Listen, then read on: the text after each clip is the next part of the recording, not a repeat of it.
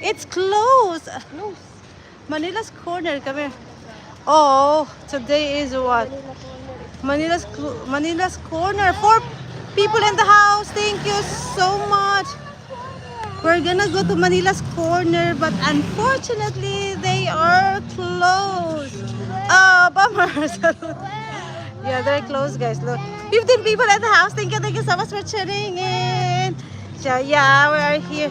But yeah, look, oh, they are closed. And they are closed for real. I'm not joking you. They are closed for real. 17 people in the house. Look at that. There's no more signage and everything. It's closed, like totally closed down permanently. It's really closed.